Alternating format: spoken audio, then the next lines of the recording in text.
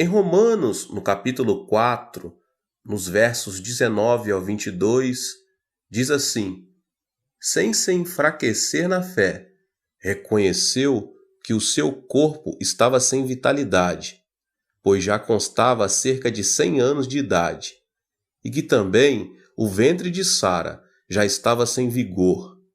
Mesmo assim não duvidou, nem foi incrédulo em relação à promessa de Deus, mas foi fortalecido em sua fé e deu glória a Deus, estando plenamente convencido de que ele era poderoso para cumprir o que havia prometido. Em consequência, isso lhe foi creditado como justiça. Há um ditado espanhol que diz: se você perdeu dinheiro, perdeu algo grande. Se perdeu um amigo, perdeu algo maior. Mas se você perdeu a fé, perdeu tudo. O que significa isso, meus irmãos? Significa que a fé é a fonte de vida do homem. Aleluia. Deus disse: o justo viverá pela fé. Abacuque 2:4. Isso significa, meus irmãos, que a vontade de Deus é que vivamos pela fé. A fé nos ajuda a compreender que o mundo de Deus não está distante, está tão próximo de nós que podemos senti-lo na vida cotidiana. A felicidade que Deus nos oferece está na fé. A fé nos incentiva a projetar nossa vida limitada na direção do mundo ilimitado de Deus. Qual será o caminho para viver pela fé? Pensando em que cada pessoa tem nacionalidade própria e cultura próprias. Agora eu vou lhes falar as características mais comuns, meus irmãos, dos homens de fé. O primeiro ponto fundamental é que esses homens de fé, eles alimentam-se do pão dos céus.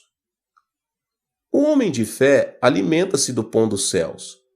D.L. Moody, o famoso evangelista, disse: eu orava frequentemente a Deus, pedindo que ele me desse fé, e esperava que a fé caísse do céu. Entretanto, a fé não chegava para mim. Certo dia, meus olhos detiveram-se numa citação bíblica. A fé vem por se ouvir a mensagem, e a mensagem é ouvida mediante a palavra de Deus. Isso está em Romanos 10:17, uma passagem muito conhecida entre os irmãos. Não demorei em me dar conta de que, sem ler a Bíblia, era inútil pedir fé a Deus. A partir daquele momento, comecei a estudar a Bíblia e senti que a minha fé aumentava à medida que a palavra era implantada em meu coração. Como declara D.L. Moody, o fundamento de nossa fé é a palavra de Deus.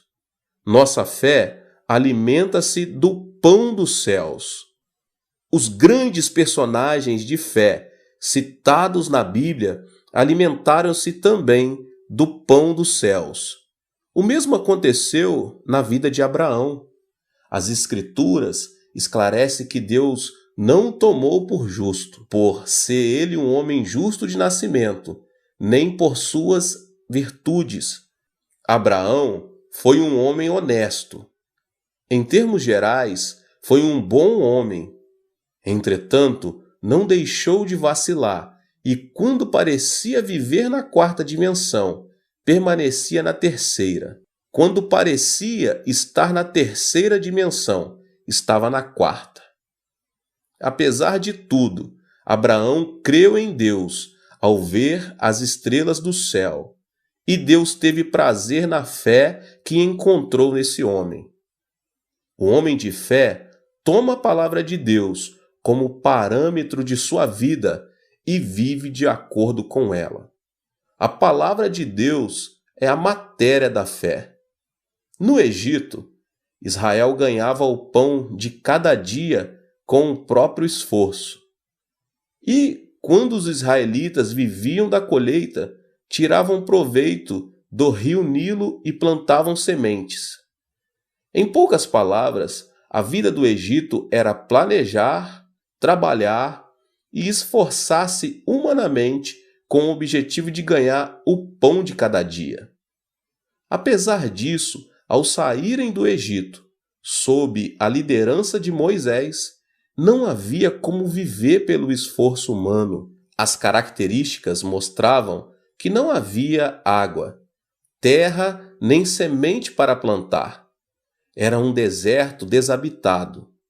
Por isso, os israelitas não tinham outra coisa a fazer senão simplesmente olhar para cima, olhar para o alto. Não podiam viver olhando para si mesmos ou para as circunstâncias. Não havia outra saída a não ser o céu. E a única coisa que se ouvia do céu era a palavra de Deus. A sobrevivência dependia da palavra de Deus e da fé que mostravam ter no poder divino. No Egito, Israel viveu pelas próprias forças e métodos.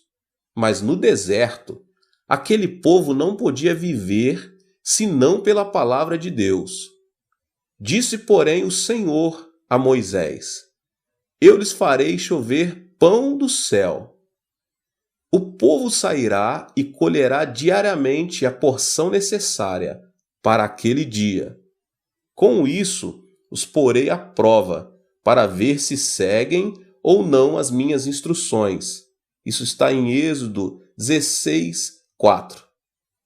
Jesus disse que o homem não viverá somente de pão, mas de toda palavra que procede da boca de Deus. No livro de João, no capítulo 1, no verso 1, diz: No princípio era o Verbo, e o Verbo estava com Deus, e o Verbo era Deus. Ou seja, viver pela palavra de Deus não é outra coisa senão viver por Deus. Viver pela palavra significa viver por Deus, por seu poder e graça, não pelo esforço humano. Um outro ponto que eu quero vos falar é que você precisa decidir crer. A cada momento, o homem de fé deve tomar a fé oferecida por Deus e torná-la sua. A fé é o canal que nos permite conseguir a espiritualidade da quarta dimensão e experimentar a presença e o poder de Deus em nossa vida. O importante é que, para termos acesso ao mundo da quarta dimensão, primeiramente, devemos aceitar a realidade de que não podemos aperfeiçoar e melhorar o nível de nossa fé. Para ter acesso à quarta dimensão, devemos reconhecer que a nossa fé não é uma emoção, nem um destino, e sim uma decisão. A fé é uma decisão tomada quando a pessoa defronta com a pergunta: crer ou não crer? De maneira nenhuma, a fé é uma área na qual entra em jogo a emoção. Ainda que a emoção possa ser grande, ajuda na vida cristã. Devemos entender que a fé não é emoção, e sim uma questão de decisão.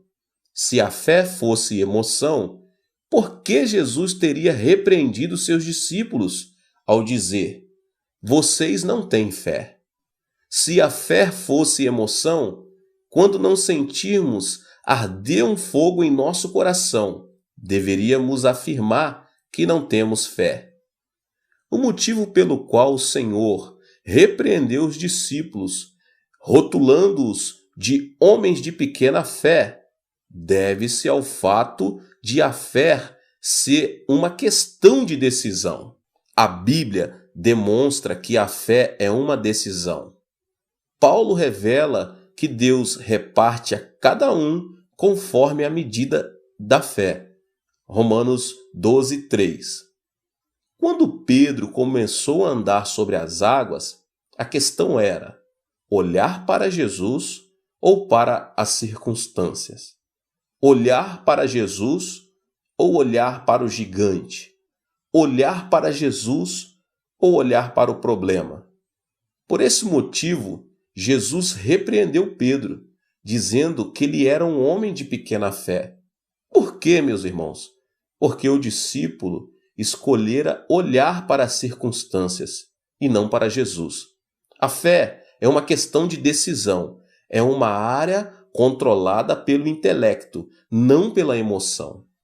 Não obstante, pelo fato de a fé pertencer à quarta dimensão, ter fé implica crer no oposto à terceira dimensão. De acordo com a perspectiva dos que vivem na terceira dimensão e que por isso carecem de fé, viver pela fé é sinônimo de ilógico, irracional e não científico.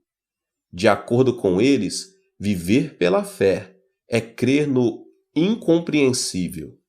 A bem da verdade, o mundo da fé não é oposto à lógica, à ciência e à filosofia. É mais que isso. A fé reconhece a razão. A diferença, porém, está em que a cosmovisão da fé aceita o sobrenatural. Portanto, a cosmovisão da fé não é antinatural, é sobrenatural. Eu quero te fazer uma pergunta nessa noite. Onde está a sua fé? Logo depois de ter acalmado a tempestade que fustigava o barco, Jesus perguntou aos seus discípulos: onde está a sua fé? Observe que Jesus não repreendeu seus discípulos, dizendo que eles não tinham fé. Simplesmente perguntou-lhes: onde está a sua fé? A que se deve isso, meus irmãos? Quando os discípulos subiram com Jesus no barco, o Senhor lhes disse: vamos para o outro lado do lago. Se Jesus disse, acontecesse o que acontecesse, apesar da tempestade, o barco tinha que chegar à outra margem do lago.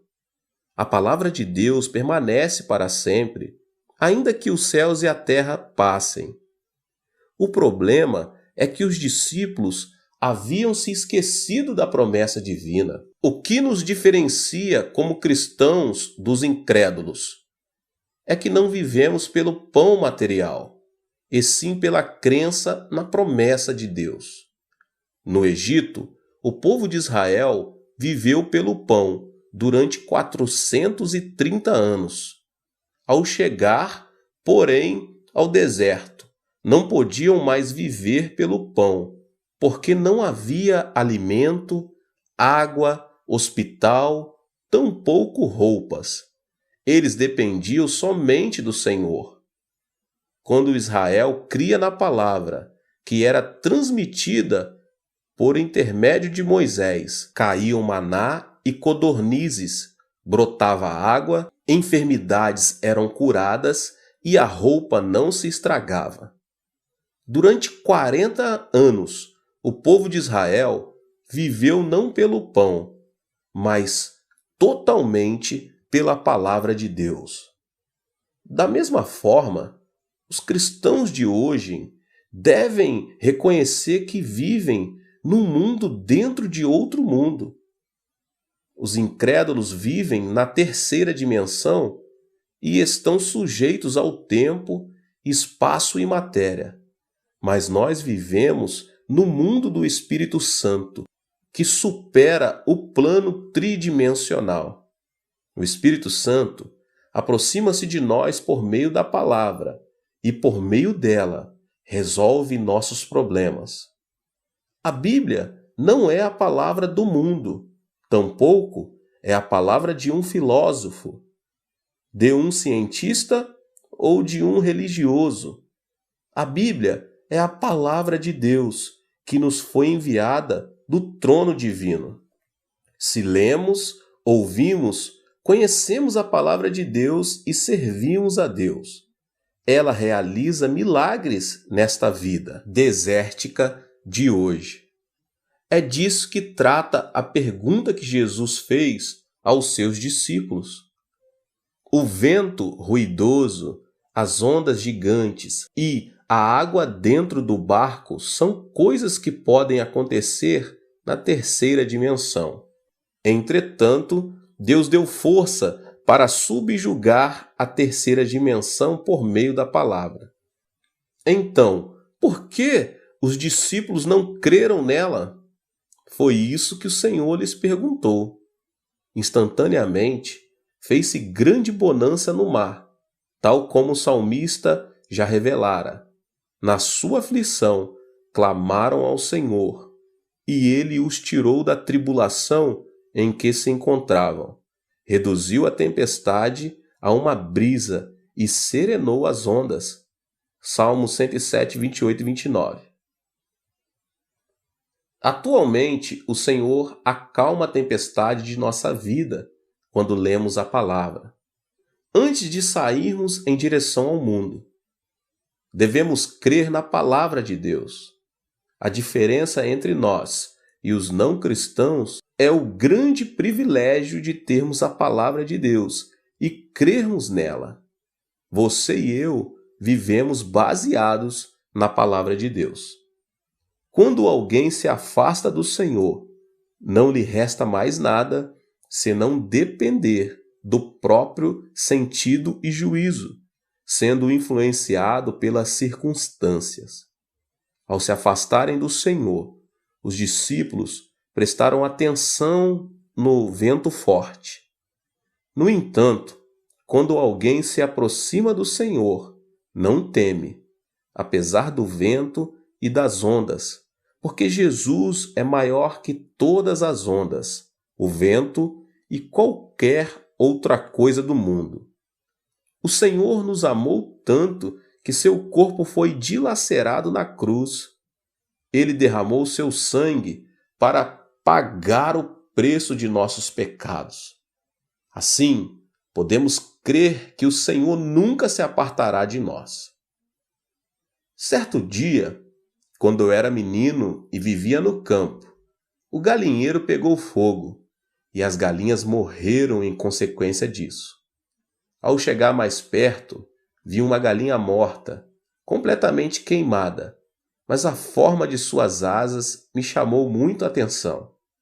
Quando levantei suas asas, notei que alguns pintinhos ainda estavam vivos. Ou seja, a galinha havia feito tudo possível para proteger seus filhotes das chamas, para que eles não perdessem a vida. Glória a Deus! Da mesma forma, Jesus carregou a cruz e derramou seu sangue para pagar o preço do pecado e nos salvar da morte eterna. Se crermos no Senhor, Ele passará a habitar em nós e jamais nos deixará. Se nos aproximarmos do Senhor por meio de sua palavra, Ele nunca nos abandonará. A pessoa que possui fé pode realizar coisas inimagináveis a um ser humano. Quando reflito sobre minha vida, sinto que ela tem sido como o salto de bungee jumping. Esse esporte consiste em subir em uma altura considerável e, depois de se amarrar a uma corda, saltar no ar. O bungee jumping não difere em nada do salto no vazio, mas quando se está para bater no chão, a corda reage de maneira que não ocorra nenhum acidente. A fé é conceber a palavra no coração, amarrar o corpo à corda da fé e dar o salto no vazio. Dar esse salto significa saltar no abismo. Quando vemos com os nossos olhos, causa-nos medo. Quando ouvimos a corrente das águas ao fundo, sentimos medo. O vento que sentimos na pele nos assusta. As circunstâncias advertem: perigo, perigo, perigo. É normal que as pessoas comuns não se aproximem da beira de um abismo, mas ainda tratem de se afastar dele.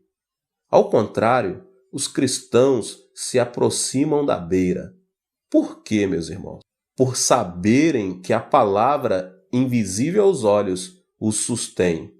Estão conscientes de que, apesar de se atirarem ao vazio, a corda reagirá de maneira que não baterão no chão, mas no momento exato, ela os sustentará. Essa é a razão por que pratica o bungee jump pela fé. Sinceramente, não é que a fé nos sustenta com base em um princípio. Nossos olhos não veem, nossos ouvidos não ouvem, nossas mãos não apalpam evidência nenhuma. O caminho é escuro. Entretanto, podemos saltar no vazio, porque estamos amarrados à corda da palavra de Deus. Assim, sem iniciar uma aventura de fé, é impossível converter-se numa pessoa de fé.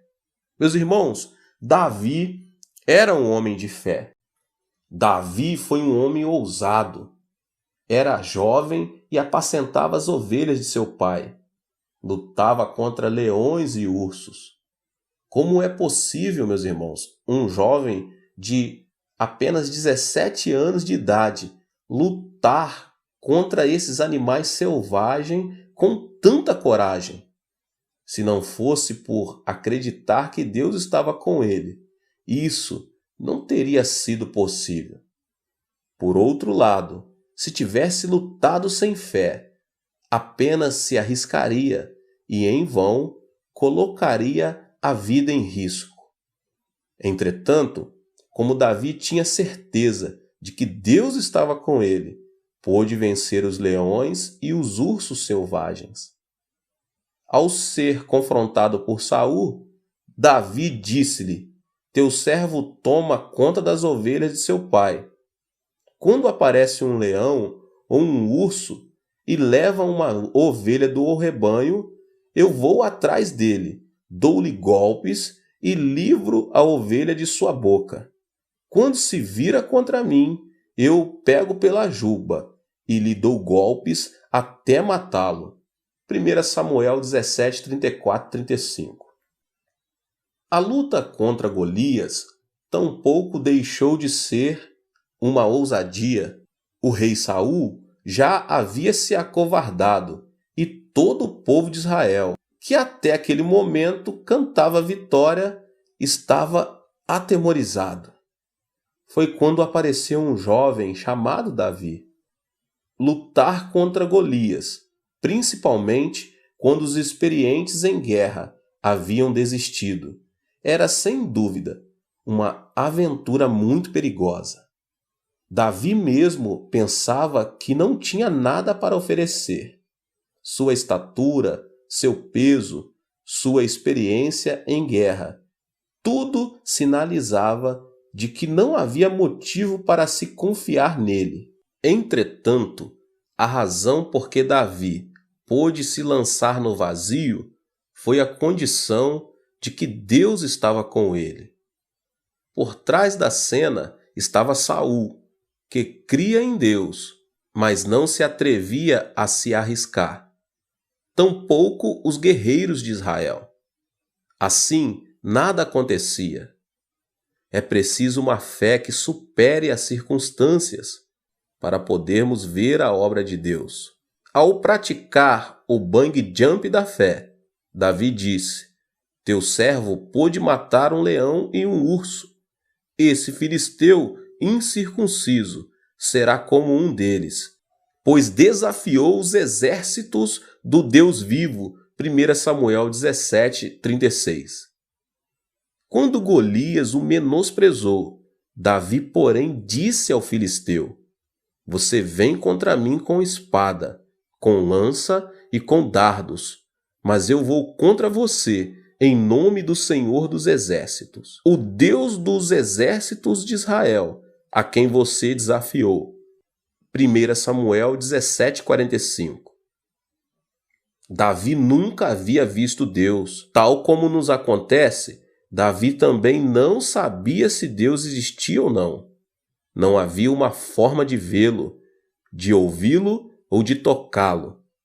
Entretanto, Davi decidiu crer, porque creu na promessa divina. Que promessa? A promessa da circuncisão. Deus dera a Israel a circuncisão como sinal de que estaria sempre com esse povo. Entretanto, temos uma promessa maior que a circuncisão. É a promessa firmada graças ao sangue da cruz de Jesus Cristo. O cristão é aquele que crê na promessa da cruz de Jesus Cristo. Deus está com as pessoas que creem e confiam no sangue de Jesus. Se Davi, que cria na promessa da circuncisão, atreveu-se a arriscar pela fé, quanto mais nós, que temos a promessa do sangue de Jesus. Devemos nos lembrar de que, se nos negarmos a assumir o risco, da mesma forma, Deus não atuará em nosso favor. Pedro também é um homem de fé. Pedro estava lavando as redes, pois não havia pescado durante a noite toda. Jesus pediu-lhe que lhe emprestasse o barco por um instante. Ao pregar a palavra de Deus, quase ao nascer do sol, Jesus disse-lhe que fosse pescar ao largo do lago. A água do mar da Galileia era tão límpida que os peixes subiam durante a noite e, com o nascer do sol, desciam bem ao fundo, o que significava que lançar a rede de nada adiantaria. Portanto, pescar de manhã cedo, com o sol no horizonte, era uma atitude ilógica. A palavra de Jesus foi incompreensível. Entretanto, Pedro olhou fixamente nos olhos de Jesus e notou a seriedade do assunto e a autoridade do mestre. E disse: pesquei durante a noite toda, mas por tua palavra lançarei a rede. É disso que trata a aventura da fé. Todos os colegas riram de Pedro ao vê-lo fazer-se ao mar junto com Jesus. Esse homem está louco. Como é possível? Se todos sabemos que não podemos pescar durante a noite toda, quanto menos com o sol nascendo. Será impossível. Essa é a aventura mais doida que já vi em toda a minha vida. Apesar do murmúrio, Pedro conseguiu pescar tanto que a rede estava a ponto de romper-se. Ao ver que não conseguia trazer o barco sozinho, pediu ajuda para os seus colegas. Veja o que está relatado em Lucas, no capítulo 5, os versos 4, 5 e 6. Tendo acabado de falar, disse a Simão: vá para onde estão as águas mais fundas, e a todos lancem as redes para a pesca. Simão respondeu: mestre, esforçamo-nos a noite inteira e não pegamos nada. Mas, porque és tu quem está dizendo isto, vou lançar as redes. Quando o fizeram, pegaram tal quantidade de peixes que as redes começaram a rasgar-se. Como Pedro se converteu no discípulo sucessor de Jesus? Por que ele é conhecido como o apóstolo dos apóstolos? Por sua fé notável. Pedro foi um homem que, diferentemente dos outros discípulos, aventurava-se continuamente na fé. Embora não vendo nada, não ouvindo nada, nem tocando em nenhuma evidência, tomava a decisão de se aventurar na fé. Como sabemos, certa ocasião em que os discípulos tomaram o barco para atravessar para o outro lado, Jesus não os acompanhou. Eles foram surpreendidos por uma grande tempestade e tiveram de remar com muita dificuldade. Foi então que Jesus aproximou-se deles como uma luz resplandecente. Os pescadores acreditavam numa fábula antiga, segundo a qual, se alguém visse um fantasma em meio a uma tempestade, o barco afundaria. Alguém gritou, "Um fantasma!" No mesmo instante, todos se convenceram de que o barco iria a pique, até ouvirem uma voz. Era nada menos que a voz de Jesus. "Coragem, sou eu, não tenham medo." "Senhor", disse Pedro, "se és tu, manda-me ir ao teu encontro sobre as águas." "Venha", respondeu ele. Quem se atreveria a andar sobre a água, ao observar que as ondas o estavam fustigando e o barco havia perdido o equilíbrio? Sem o espírito de aventura, isso não seria possível. Além disso, não era dia e sim noite. Era escuridão total. Só o que viam eram as ondas, o vento e o barco em movimento. Mas foi nessa situação que Pedro disse, "Senhor, se és tu, manda-me ir ao teu encontro por sobre as águas." Quando Jesus disse, "Vem", Pedro não teve medo de sair do barco e começou a andar sobre as águas. Esse é o poder da fé. É certo que Pedro foi quem negou Jesus, mas na hora de crer, ele o fez com grande coragem. Pedro ficou conhecido como o discípulo sucessor, porque não tinha uma fé comum, mas uma fé acompanhada de um espírito de aventura. Pedro era uma pessoa que tinha fé que diz, "Se tiver de morrer, certamente morrerei." E corria até o Senhor pela fé. "Senhor", disse Pedro, "se és tu, manda-me ir ao teu encontro por sobre as águas." "Venha", respondeu ele. Então Pedro saiu do barco, andou sobre as águas e foi na direção de Jesus. Se você fosse Pedro, o que você teria feito no lugar dele? Certamente não teria querido sair do barco. Penso que eu faria o mesmo, meus irmãos. Pedro, porém, saiu do barco. Ao lermos esse relato, o fato não nos parece um grande desafio. Entretanto, quando enfrentamos na própria pele alguma situação parecida com essa, vemos que não é tão fácil quanto pensamos. Logo depois da ressurreição de Jesus e de sua ascensão ao céu, ele enviou o Espírito Santo ao subir ao templo, às 3 horas da tarde. Pedro e João depararam com um aleijado que estava mendigando. Tratava-se de um aleijado de nascimento. Pedro e João, olhando bem para ele, disseram, "Olhe para nós." Esperando receber alguma coisa, o homem estendeu a mão. Nesse instante, Pedro lhe disse, "Não tenho prata nem ouro, mas o que tenho, isso lhe dou. Em nome de Jesus Cristo, o Nazareno, ande." E segurando-o pela mão, ajudou o homem a levantar-se. Como vemos nesse relato, a fé do apóstolo Pedro não era nada comum. Imagine o cenário ao seu redor, com tanta gente entrando no templo.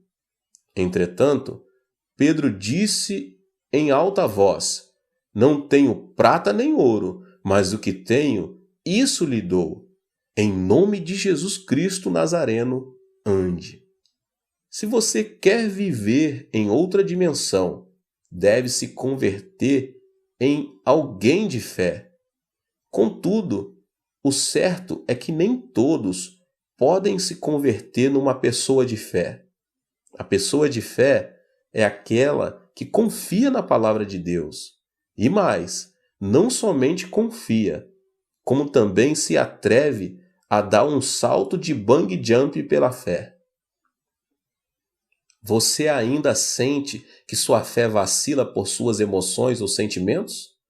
Então deixe de olhar a constante mudança das circunstâncias da terceira dimensão e decida crer na palavra de Deus que nunca muda. Se você decidiu crer na palavra de Deus, é tempo de começar uma nova aventura e experimentar o poder que existe na fé.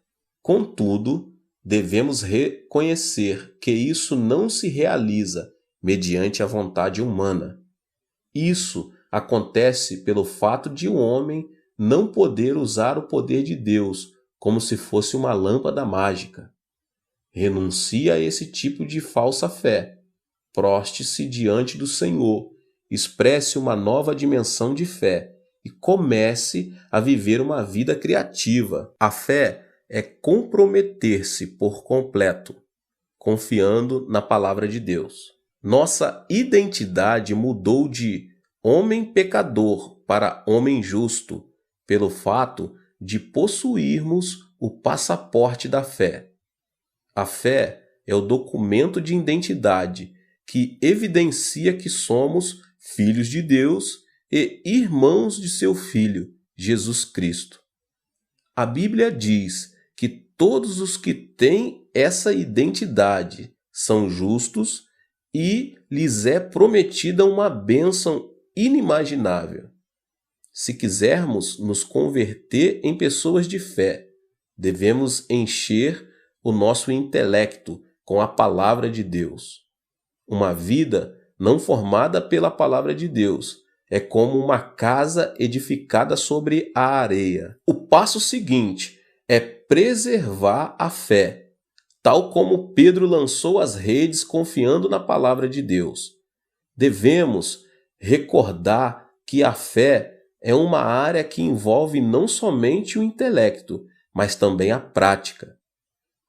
Você pode começar a experimentar o mundo de Deus no momento em que se comprometer plenamente numa empreitada chamada fé. Meus queridos irmãos, que Deus abençoe a vida de cada um que ouviu essa palavra poderosa. Se você chegou pela primeira vez aqui nesse canal e ainda não é inscrito, se inscreva aqui no canal e ative o sininho das notificações para que você possa receber todos os vídeos e você possa deixar também o seu like e que você compartilhe este vídeo, esta palavra com as pessoas que você mais ama. E nos vemos nos próximos vídeos. Deus te abençoe mais uma vez. Eu gostaria que os irmãos abrissem as vossas Bíblias em Lucas capítulo 6. Nós vamos fazer a leitura do verso 45, que diz assim a palavra do Senhor: O homem bom tira coisas boas do bom tesouro que está em seu coração, e o homem mau tira coisas más do mal que está em seu coração, porque a sua boca fala do que está cheio o coração. Lembro-me de ter lido certa vez na revista Sun, periódico editado dos Estados Unidos, um artigo que comentava a forma com que 2 criminosos haviam sido capturados graças a um papagaio. Christie, o papagaio que mora em Richmond, foi o protagonista do episódio. De acordo com a revista Sun, tratava-se de um papagaio muito inteligente. Na verdade, quando um papagaio fala, não utiliza vocabulário próprio, no sentido estrito, ainda que um papagaio fale 5 ou 50 palavras. Não tem poder criativo em sua linguagem, porque ele se limita a imitar o som.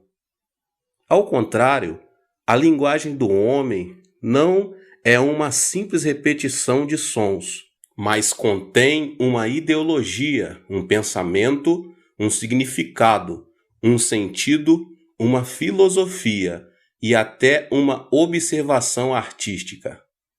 Assim, a palavra do homem tem uma estreita relação com o seu pensamento.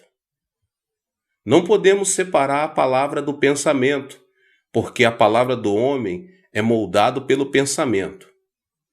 Então, como podemos usar tanto a mentalidade quanto a confissão da palavra de acordo com a vontade de Deus? Meus irmãos, nesta noite eu quero explicar isso por meio da história de Davi. Davi fez uso de seu pensamento e de sua palavra de acordo com a orientação divina e, consequentemente, teve uma vida de sucesso. Agora, a pergunta é: como fazer uso das palavras do pensamento da quarta dimensão? Eu quero ler uma passagem com os irmãos em 1 Samuel, no capítulo 17, os versos 34 e 35, que diz assim: Davi, entretanto, disse a Saul: Teu servo toma conta das ovelhas de seu pai. Quando aparece um leão ou um urso e leva uma ovelha do rebanho, eu vou atrás dele, dou-lhe golpes e livro a ovelha de sua boca. Quando se vira contra mim, eu o pego pela juba e lhe dou golpes até matá-lo. A primeira confissão feita por Davi foi diante do rei Saul. Quando lemos essa passagem, não podemos deixar de indagar: como é possível que Davi fosse tão valente? Ele era apenas um jovem de menos de 20 anos, meus irmãos. E como era possível que, sem medo, ele estivesse atacado leões e ursos, arrancando-lhes os pelos e golpeando até matá-los? Como isso seria possível?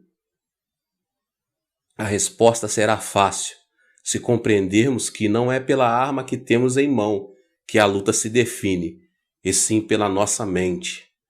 Se vencermos na luta travada em nossa mente, venceremos na luta real.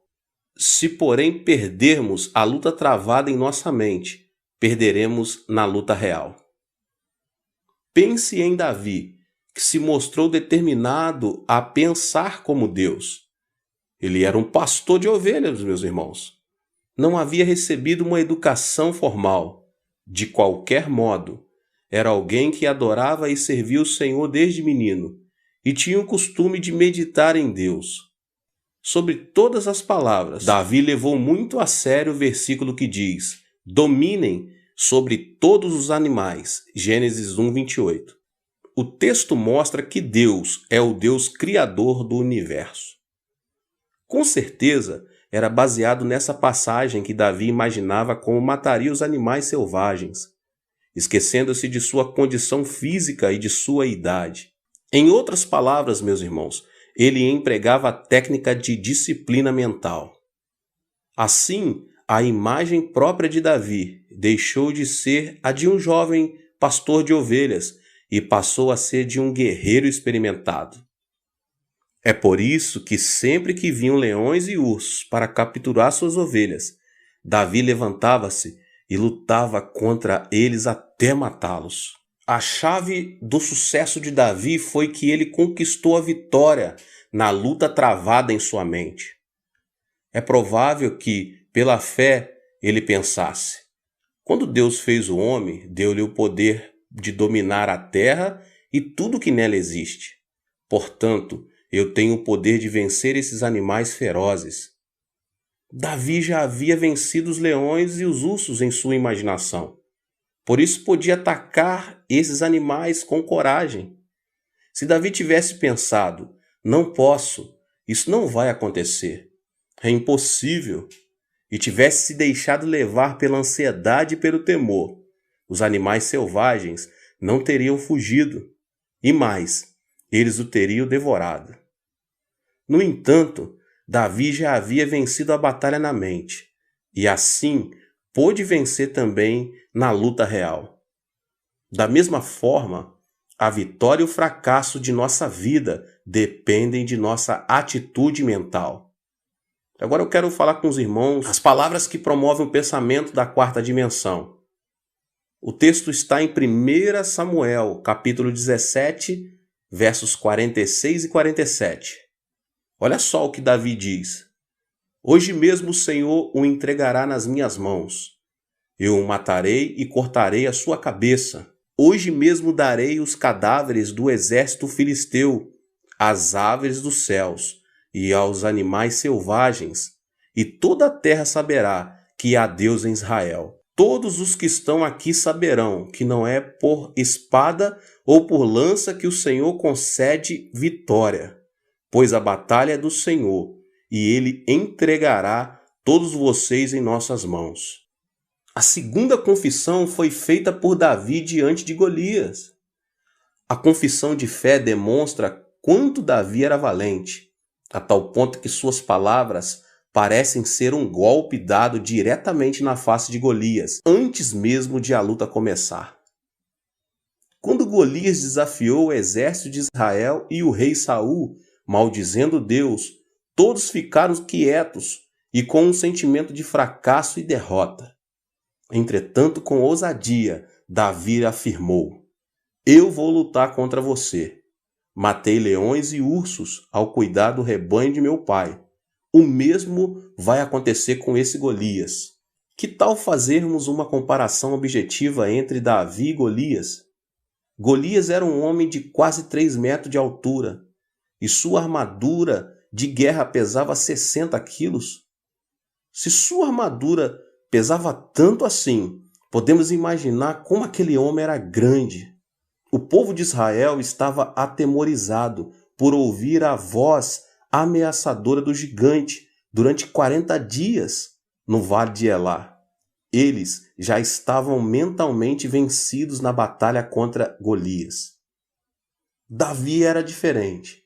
Ele tinha apenas 17 anos de idade e não tinha praticamente nenhuma experiência de guerra. Além disso, não se comparava fisicamente a Golias. Aquela parecia uma batalha já definida. Entretanto, meus irmãos, Davi pensava de outra maneira. Como esse filisteu pagão e incircunciso atreve-se a desafiar o exército do Deus vivo e seu povo? Deus está conosco. Por isso, esse gigante não significa nada para nós. Não importa sua altura e seu peso. Davi não pensou em outra coisa a não ser na vitória que Deus lhe haveria de conceder, meus irmãos.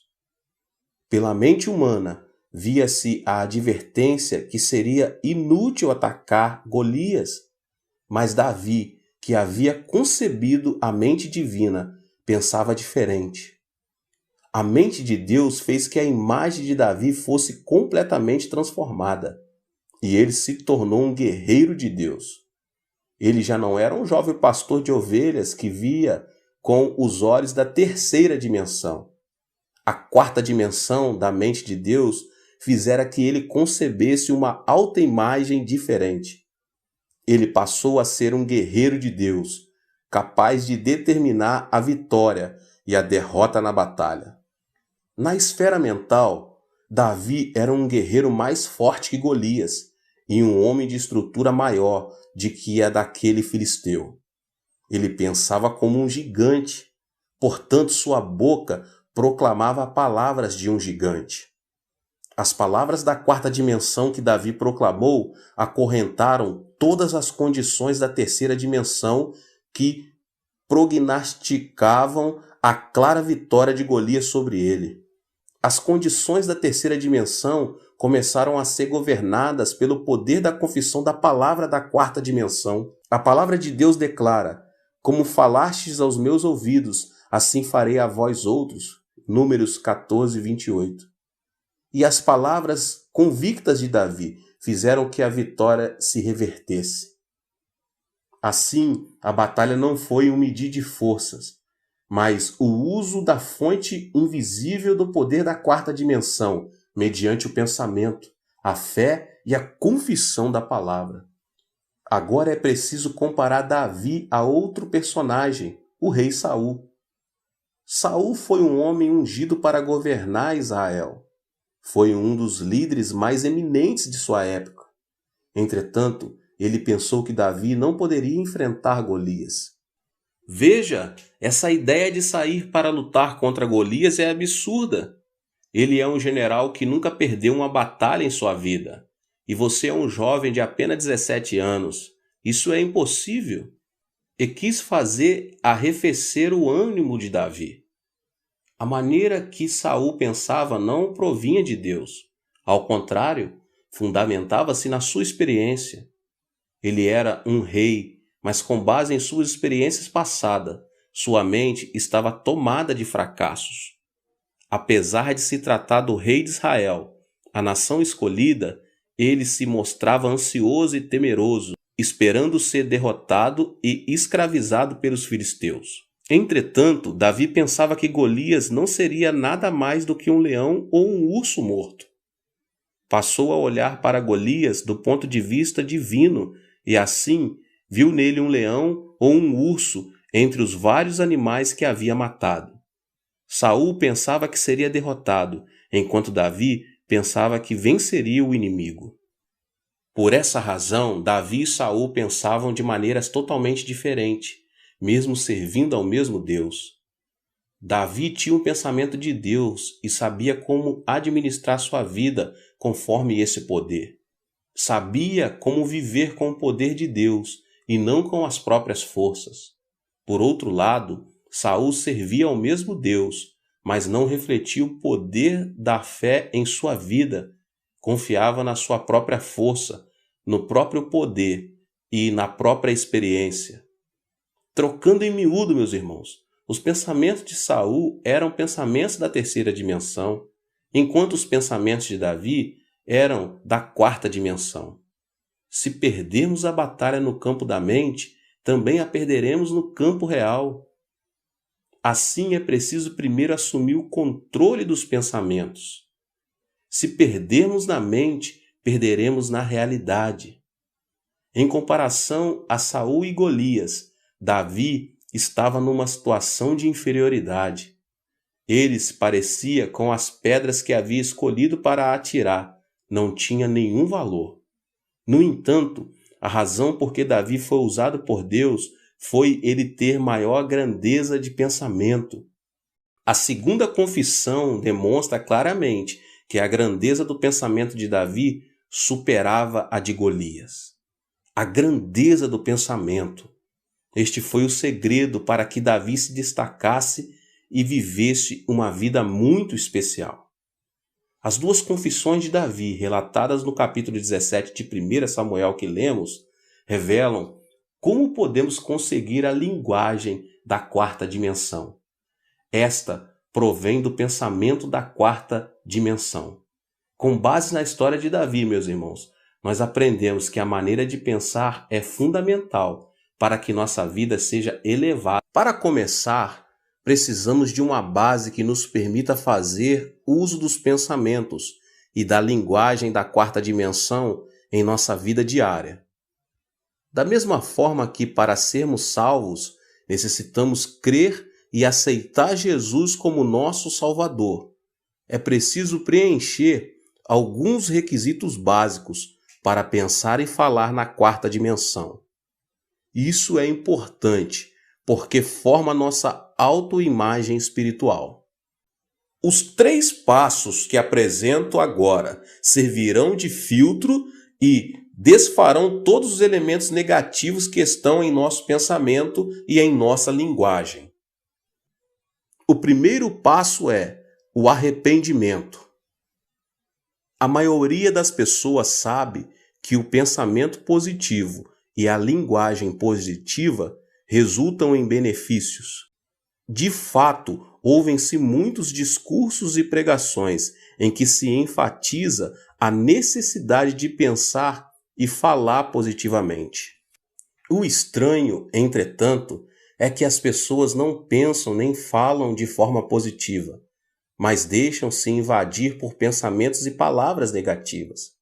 Como consequência disso, caem num poço de frustração e ansiedade.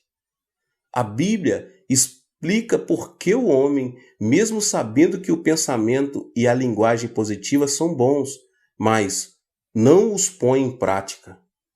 Primeiro, o homem tem a tendência de pensar e falar negativamente. Deus não criou o homem dessa maneira. O homem foi criado segundo a imagem de Deus. Por conseguinte, ele deveria pensar e falar positiva, ativa e criativamente. Depois da queda de Adão, Porém, a maneira de pensar e a linguagem foram corrompidas, tornando-se negativas. É por isso que as pessoas se acostumam ao pensar e à linguagem negativos e os consideram algo natural. Em segundo lugar, após a queda de Adão, as circunstâncias também foram corrompidas e, consequentemente, meus irmãos, o mundo passou a viver em meio à ansiedade, ao temor, à ânsia e à preocupação. O mundo decaído está cheio de coisas negativas. O que é negativo nos contagia especialmente pelos meios de comunicação em massa, pela TV, pelo cinema e pela publicidade. As notícias são negativas e transmitem uma mensagem que se resume em todos morrerão. Vivemos numa era em que as informações e o conhecimento que o mundo nos oferece nos causam temor. Resumindo, o DNA do pensamento do homem foi corrompido por causa do pecado. Além disso, o homem está exposto a circunstâncias negativas e é por isso que ele vive encerrado numa jaula de pensamentos negativos. As palavras provenientes de uma mentalidade negativa têm um poder destrutivo extraordinário e acabam destruindo relações pessoais e prejudicando as pessoas ao nosso redor. Não devemos dar lugar a pensamentos negativos, muito menos pronunciar palavras negativas. Da mesma forma, as palavras positivas são importantes, já influenciam não apenas a nossa vida, como também nosso futuro. É preciso envidar esforços para pensar e falar positivamente e corrigir o pensamento humano corrompido. Devemos nos esforçar para isso. É preciso tomar posse do direito que temos de pensar positivamente. Como podemos nos apossar desse direito? Por meio do arrependimento, é o primeiro passo. Adão e Eva foram expulsos do jardim do Éden. Assim, por mais que tivessem pensado positivamente, não poderiam mudar a circunstância e o seu destino, a menos que se arrependessem, recebessem o perdão de seus pecados e fossem aceitos por Deus. Primeiramente, devemos estar em paz com Deus para que o Espírito Santo opere positivamente sobre nossos pensamentos. É por isso que a primeira mensagem de Jesus foi: o reino de Deus está próximo. Arrependam-se e creiam nas boas novas. Marcos 1,15. Jesus disse que a primeira condição para a entrada no mundo do pensamento positivo é o primeiro passo, é o arrependimento. É preciso que nos aproximemos de Deus, arrependidos de nossos pecados. E o que é arrependimento, meus irmãos? A palavra grega metanoia não somente implica mudança de direção e abandono do pecado, mas também resulta numa mudança total, que inclui pensamentos e emoções. Em poucas palavras, arrependimento é mudança de coração. Ou seja, arrepender-se é confessar e pedir perdão pelo egoísmo, pelos maus desejos do corpo, pela cobiça dos olhos e pela arrogância da vida. Arrepender-se é abandonar os pensamentos pecaminosos, renunciar ao pecado e voltar a considerar Deus como o centro da vida. Em outras palavras, arrepender-se é inclinar a balança do egoísmo para o teocentrismo. Rigorosamente falando, por mais que você passe anos congregando numa igreja, se vive uma vida egocêntrica conforme sua mesquenharia e seu pensamento pecaminoso, você não terá experimentado um arrependimento genuíno. O arrependimento implica não somente mudança do pensamento do coração, como também abandono do pecado, renúncia ao egocentrismo e volta para Deus. Um arrependimento sem obras para nada serve. É por meio de um genuíno arrependimento que adquirimos o direito de pensar positivamente. Por mais que alguém pense e fale positivamente, se não se arrepender, encontra-se em inimizade com Deus e, Assim, não pode contar com a ajuda divina na operação de milagres positivos. É preciso, meus irmãos, arrepender-se de todo o coração e fazer que Deus ocupe o centro da vida. E o segundo passo é identidade. Uma vez que tenha sido transformado a essência do pensamento corrompido e sua vida tenha se tornado teocêntrica, com o objetivo de pensar e falar positivamente, você deve ter uma clara identidade de que é um santo filho de Deus. Que pai daria uma pedra a um filho que pede pão? Que pai que daria uma serpente a um filho que pede peixe? A Bíblia diz: se vocês, apesar de serem maus, sabem dar boas coisas aos seus filhos, quanto mais o Pai de vocês, que estás nos céus, dará coisas boas aos que lhe pedirem. Mateus 7:11. A identidade afirma sermos filhos de Deus, nos trará a confiança de que Deus Pai nos protegerá para sempre. Há muito tempo vi no jornal uma foto que me chamou a atenção e não pude deixar de rir. Na época, Kennedy era o presidente dos Estados Unidos. A foto mostrava como Kennedy se reunia com os ministros de cada secretaria.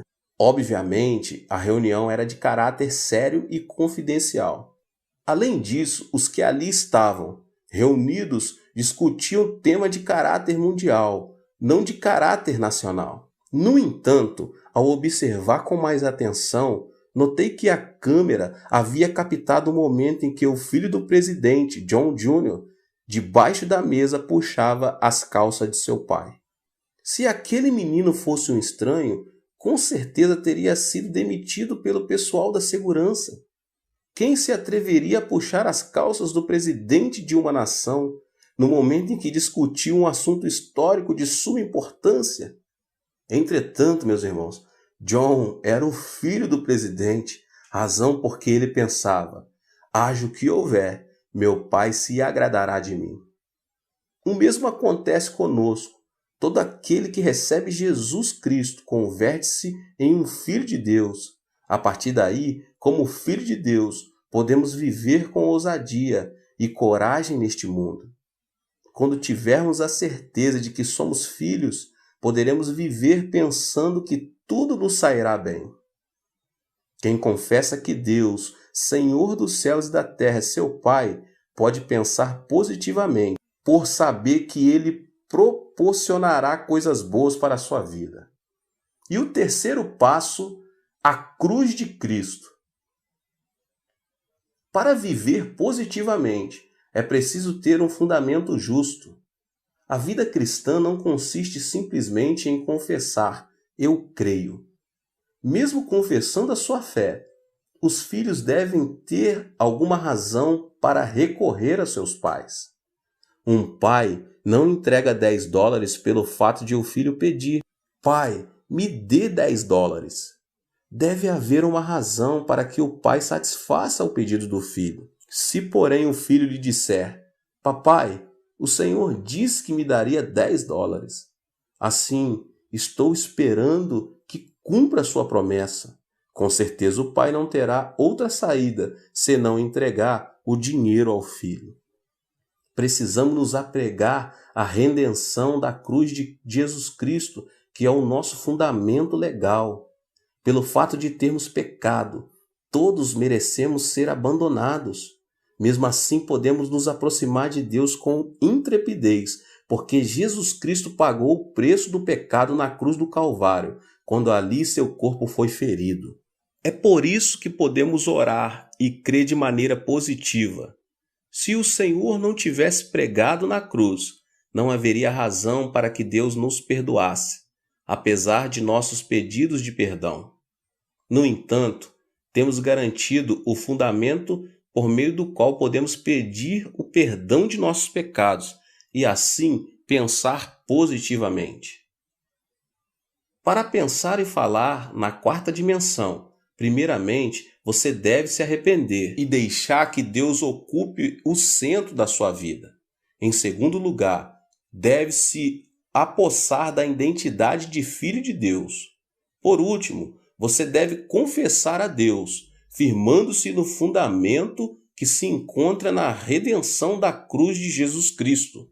Quando você fizer dessas 3 condições a base do seu pensamento e da sua linguagem, estará preparado para poder tomar a atitude de viver a experiência. Como foi dito anteriormente a vocês, a atitude mental e a linguagem estão estreitamente ligadas uma à outra, de modo que, para se usar uma linguagem positiva, ativa e criativa, deve haver uma transformação na maneira de pensar, em busca de se alcançar o pensamento divino. Para transformar nosso pensamento e linguagem no pensamento e na linguagem de Deus, meus irmãos, devemos moldar nossa vida com a oração e a palavra de Deus, até chegarmos ao nível de proclamar a palavra rema da 4ª dimensão. Por meio da oração, podemos semear em nosso coração o pensamento positivo. É necessário, porém, orar intensamente. Há quem argumente que a oração não consiste em quantidade, e sim em qualidade. Entretanto, isso não está correto. A oração permite que mantenhamos uma relação mais profunda e estreita com Deus. Alguns oram durante 15 ou 30 minutos, outros oram durante 1 hora. Há aqueles que dedicam mais de 1 hora diária à oração. Podemos fazer uma analogia entre o tempo que alguém dedica à oração e a visão que o profeta Ezequiel teve do rio no templo, em Ezequiel 47. Para os que oram durante 10 minutos por dia, a oração é como a água que chegou ao tornozelo do profeta. Como a graça do Espírito Santo na altura do tornozelo apenas, não se pode vencer o mundo pela fé. Para os que oram durante 30 minutos por dia, a oração é como a água que na visão chegou ao joelho do profeta. Em comparação com a água que chegou ao tornozelo, esse ponto é mais alto. Mesmo assim, meus irmãos, para aquele que se dedica a esse tempo de oração, é extremamente difícil alcançar o êxito na vida. Para os que oram durante 1 hora diariamente, a oração é como a água que chegou à cintura do profeta Ezequiel. Pode-se dizer que esses se encontram ligados ao poder de Deus. Contudo, os que oram mais de 1 hora diária nadam no rio da graça do Espírito Santo. Se você mergulha nesse rio, vive pelo poder do Espírito Santo. Assim, devemos orar, no mínimo, mais de 1 hora todos os dias. Obviamente, meus irmãos, orar é como trabalhar arduamente, o que não é nada fácil. Além do mais, isso não só implica esforço físico, como também gera um ataque espiritual. O que o diabo mais odeia são as orações dos santos. Por isso ele tenta reduzir o tempo dedicado à oração, pondo diante deles as mais diversas desculpas. Só existe uma forma de enfrentar Satanás, meus irmãos. Orar mais de 1 hora por dia. Determine e pratique. Ore pedindo que você vença o diabo pelo poder de Deus. Desse modo, você experimentará um mundo espiritual da 4ª dimensão. Começará a ver as coisas sob o ponto de vista de Deus, de forma clara, concisa e limpa, e começará a viver pelo poder de Deus. Todo aquele que não vive de acordo com sua fé não passa de pó, por mais que tenha toda a autoridade, poder e glória. Quem não vive edificando justiça em seu coração vive na ilusão. Quem perdeu a justiça não passa de pó, ainda que tenha muitas riquezas. Em segundo lugar, meus irmãos, devemos semear a palavra de Deus no solo dos nossos pensamentos. A maneira mais eficaz de semear a semente do pensamento de Deus em nosso coração é semear a palavra de Deus em nosso pensamento.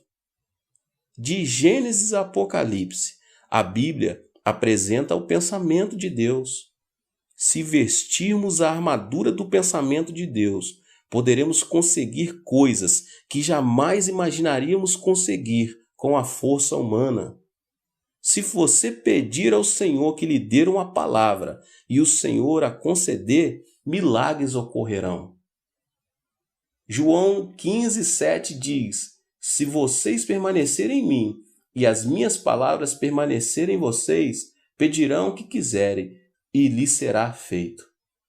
Quando nos referimos à palavra, pensamos na Bíblia, que é o Logos ofertado a todos os homens.